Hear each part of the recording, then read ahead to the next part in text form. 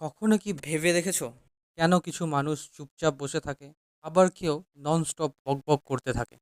কেন আমরা কিছু জনকে পছন্দ করি, আবার কেন কেউ কেউ আমাদের কাছে ইরিটেটিং বলে মনে হয়? থমাস এরিকসন একবার এক কোম্পানির ওনারকে তার কোম্পানির ব্যাপারে জিজ্ঞেস করায় সেই কোম্পানির ওনার তার এমপ্লয়ীদের ব্যাপারে আজে বাজে কথা বলতে শুরু করেন।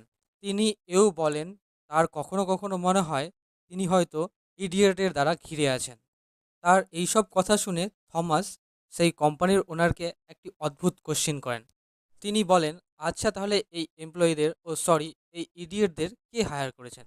তার এই প্রশ্নে সেই কোম্পানির ওনার খুব রেগে যান, কারণ ইনডাইরেক্টলি থমাস সেই কোম্পানির ওনারকেই তার এরূপ অবস্থার জন্য দায়ী মনে করছিলেন। থমাস জানতেন সেই কোম্পানির এমপ্লয়ীদের কোনো দোষ ছিল না, বরং সেই কোম্পানির মালিকটিরই পিপল স্কিল খুব খারাপ ছিল। কার সাথে কিভাবে কথা বলতে হয় বা কার সাথে কিভাবে ডিল করতে হয় তা সেই কোম্পানির মালিকের জানা ছিল না। এই ঘটনার দ্বারা ইন্সপায়ার হয়ে থমাস বিভিন্ন লোকের পার্সোনালিটি নিয়ে পড়াশোনা শুরু করেন। তিনি বুঝতে পারেন প্রধানত 4 ধরনের লোক হয়, যেগুলো তিনি ডিস্ক অ্যাক্রোনিম দ্বারা তার বুক সারাউন্ডেড বাই ইডিয়েটস এই বইয়ে তুলে ধরেন। ডিস্ক অ্যাক্রোনিমের ডি হলো ডমিনেন্স, যা অথার রেড কালার দিয়ে রিপ্রেজেন্ট করেন। আই অর্থাৎ ইনডিউসমেন্ট, এটি বোঝাতে অথার ইয়েলো কালার ব্যবহার করেছেন। এস হলো সাবমিশন, এই পার্সোনালিটি টাইপকে বোঝানোর জন্য অথার গ্রিন কালার ইউজ করেছেন। সি ফর কমপ্লায়েন্স, যা ব্লু কালার দিয়ে তুলে ধরা হয়। ভিডিওর নেক্সট পার্টে আমরা এই পার্সোনালিটি টাইপগুলোকে ডিটেলে জানব। Let's start. Number 1, the red personality, the dominant leader. Red পার্সোনালিটির লোকেরা হাইলি কম্পিটিটিভ ও হাই অ্যাম্বিসিয়াস পার্সন হয়। এরা ন্যাচারাল লিডার হয়। এরা টিমের মধ্যে মোমেন্টাম নিয়ে আসে। এরা হার্ডওয়ার্কিং এবং টাস্ক ওরিয়েন্টেড হয়। স্ট্রেট ফরওয়ার্ড কমিউনিকেশন করতে পছন্দ করে এবং নিজের ভিউ পয়েন্ট সকলের সামনে তুলে ধরতে ভয় পায় না। ফুরুচিও ল্যাম্বরগিনি যখন তার ফোর্টিজে ছিলেন, তখন তার ট্রাক্টর ফ্যাক্টরির দরুন তার কাছে সবকিছুই ছিল। তিনি ফেমাস ও একজন মিলিয়নার ছিলেন। তার কাছে অনেকগুলি ফারারি গাড়িও ছিল। ফারারি গাড়ির ক্লাচের কিছু প্রবলেম লক্ষ্য করে তার ব্যাপারে জানাতে তিনি ফারারি কোম্পানির মালিকের সাথে দেখা করতে চলে যান।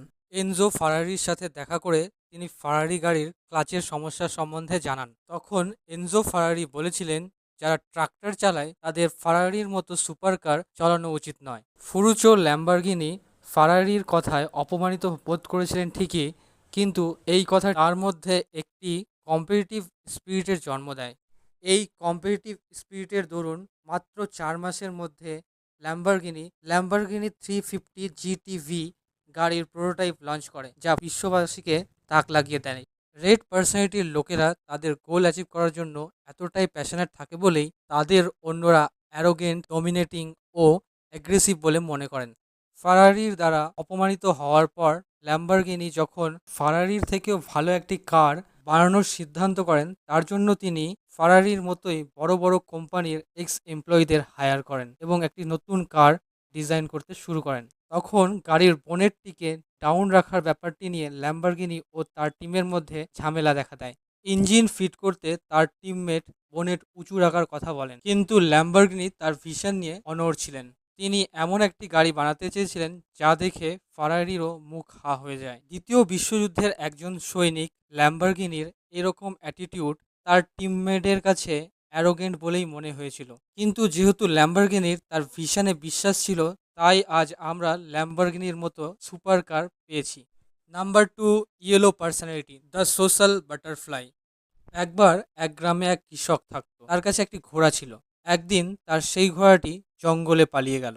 তার প্রতিবেশীরা তাকে বলল, তোমার অত সুন্দর ঘোড়াটি পালিয়ে গেল, তোমার অনেক ক্ষতি হয়ে গেল। এর উত্তরে কৃষক বললেন, ভালো না খারাপ তা আমি জানি না, যা হয় ভালোর জন্যই হয়। কিছুদিন যাওয়ার পর সেই ঘোড়াটি অন্য একটি ঘোড়াকে নিয়ে সেই কৃষকের বাড়িতে ফিরে আসলো। তার প্রতিবেশীরা বলল, বাহ, তুমি তো সত্যিই ভাগ্যবান, একটা ঘোড়া হারিয়েছিলে, এখন দুটো ফিরে পেয়েছো। তখন কৃষকটি ঠিক আগের মতোই বলল, ভালো না খারাপ তা আমি জানি না, যা হয় ভালোর জন্যই হয়। একদিন যখন কৃষকের ছেলে সেই নতুন ঘোড়াটিকে খাবার দিচ্ছিল, তখন সেই ঘোড়াটির লাথিতে তার পা ভেঙে যায়। আবার তার প্রতিবেশীরা বলতে শুরু করলো, আহ, তোমার কপাল খুবই খারাপ, ঘোড়াটি তোমার ছেলেকে খোঁড়া করে দিল। তখন কৃষকটি ঠিক আগের মতোই বলল, ভালো না খারাপ তা আমি জানি না, যা হয় ভালোর জন্যই হয়। কিছুদিন পর সেই দেশে যুদ্ধ লেগে গেল। রাজামশাই ঘোষণা করলেন, যারা যারা সক্ষম ও যুবক তাদের সকলকেই যুদ্ধে যেতে হবে। কিন্তু কৃষকের ছেলে যেহেতু খোঁড়া ছিল, তাই তাকে যেতে হলো না। ইয়েলো পার্সোনালিটির লোকেরা কিছুটা সেই কৃষকের মতোই হয়। তারা খুব অপটিমিস্টিক নেচারের হয়ে থাকে, তারা লাইফ নিয়ে খুবই পজিটিভ থাকে। খারাপ জিনিসটির মধ্যেও ভালো জিনিসটি খুঁজে নিয়ে তারা নিজেকে ও নিজের চারপাশকে খুশিতে ভরিয়ে দেয়।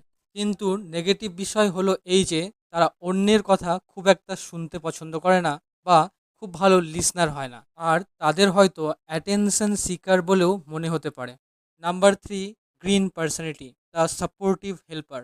গ্রিন পার্সোনালিটির লোকেদের কামনেস, লয়্যালটি এবং স্টেবিলিটির সাথে কানেক্ট করে দেখা যেতে পারে। থমাসের কালিগ ক্রিস্টোফার অনেক কাম পার্সোনালিটির মানুষ ছিলেন। তিনি সবসময় অন্যকে সাহায্য করার জন্য তৈরি থাকতেন। একদিন খুব ঠান্ডা ছিল, হঠাৎ ক্রিস্টোফার থমাসকে কল করেন। তিনি থমাসের সাথে কথা বলতে শুরু করেন। তিনি তাকে জিজ্ঞেস করেন তিনি এখন কি করছেন। এর উত্তরে থমাস জানায় তার বয়লার খারাপ হয়ে গেছে এবং তিনি সেটি রিপেয়ার করছেন।